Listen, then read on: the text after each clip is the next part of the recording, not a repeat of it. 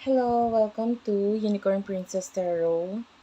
So, ito yung reading natin for um, Taurus. Take only what resonates.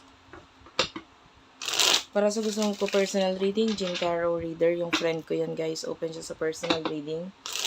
Ako, open na rin ako guys. Tarot reading, astrological reading. Ayan. Video call reading available din. Feel free na lang mag-inquire din sa aming Facebook page. Ito yung Facebook page namin, Madam P, Unipri. Ayan. Just search hashtag Unicorn Princess Tarot. Kung hindi mo siya, kasi yun yung search mo eh. Yung Madam P, hindi mo siya masa-search. Pero, try mo na lang din. Kasi parang ngayon nasa-search na siya.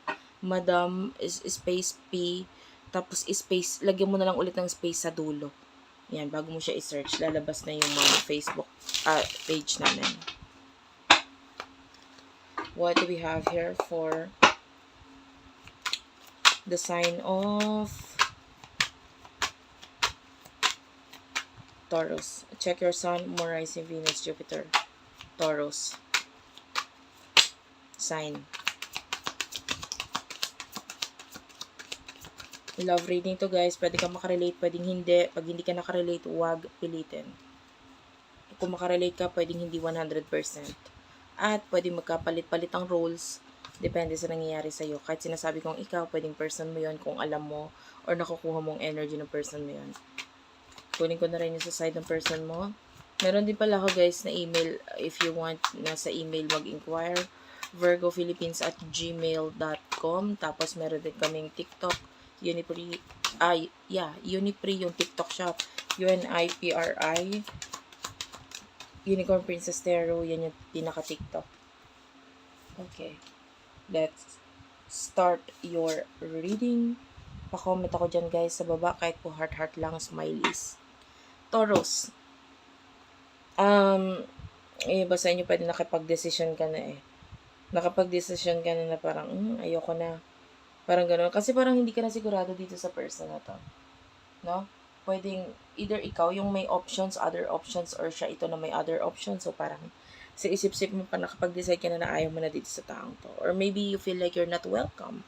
Or hindi ka sigurado sa taong ito, sa mga pinapakita niya, or kung may chance ba itong connection na ito. So, I feel like you're letting go, or yung choice mo is to let go of the person or walk away dito sa person na to with the Page of Swords. The Fool is here and a Nine of Cups. Yung person na to, actually, I can see a lot of options sa kanya. Meron siyang ibang options pa. King of Pentacles. Yung iba sa inyo kasi isa pa is pwedeng may pagkakaiba yung inyong estado ng buhay. I don't know kung sino itong nasa taas, but one of you is definitely nasa mas mataas na position. This could be your boss or someone na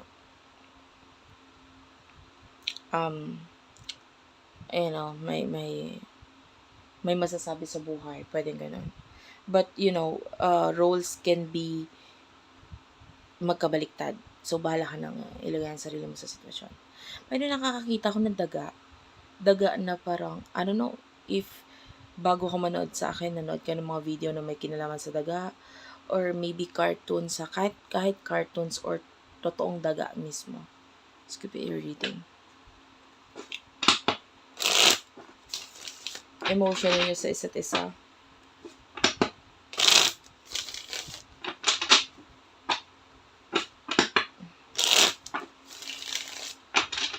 Emotion niyo sa isa't isa. For the sign of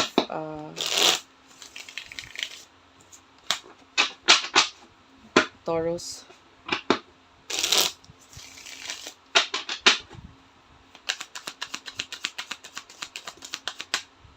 King of Wands, the Ten of Cups, King of Cups, Page of Cups, Cancer, Scorpio, Pisces, Aries, Leo, Sagittarius, Ace of Wands is at the bottom of the deck. Pareho kayo, you have this king energy. I feel a lot of connection. Ten of Cups, you love the person. Gusto mo yung taong to. Itong taong to, ganun din naman siya sa'yo.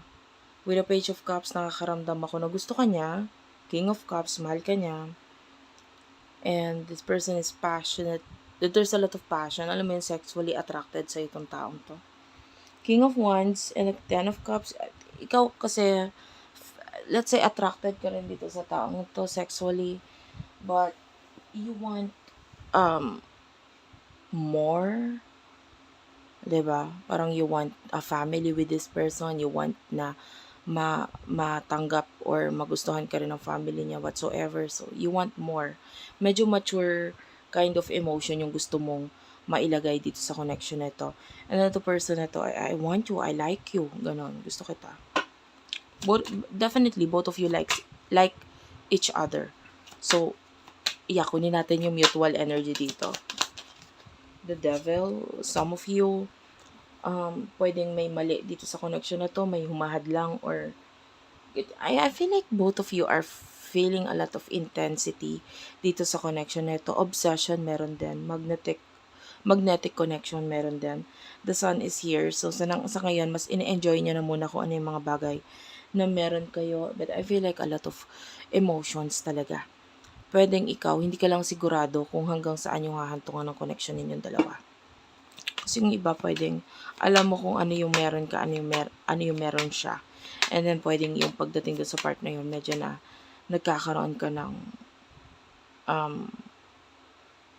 parang hindi sigurado na part. I don't know, parang ganun. Hindi ko alam. What will happen in the near future for the both of you? In the near future for the both of you. Seven of Pentacles, Knight of Cups. And Five of Pentacles. Justice card. Bottom of the deck is the Judgment.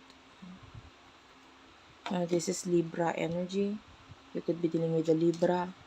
Or itong person na to has a lot of Libra in his or her chart. Or this is a Venusian connection. Seven of Pentacles, Taurus, Virgo, Capricorn.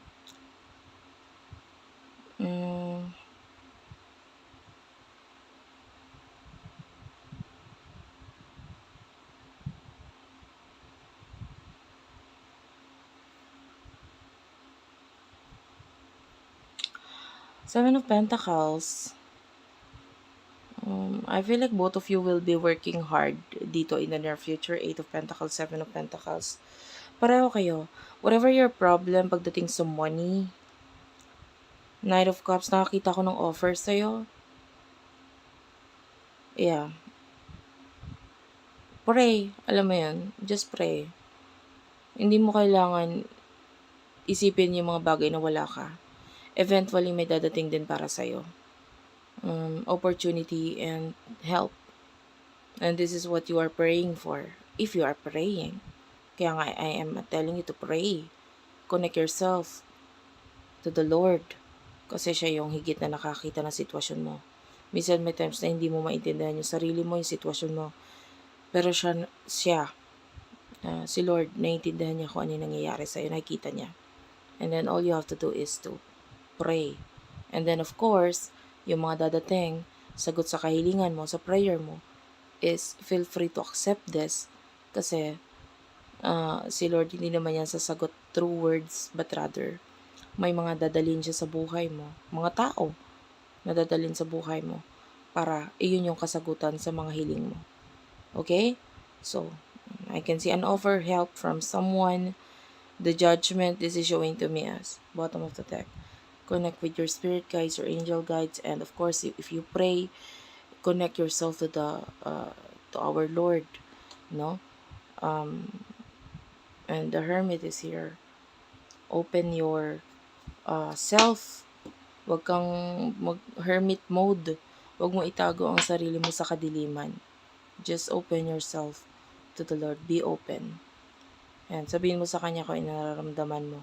Although nakikita niya yung sitwasyon mo, na nararamdaman niya, and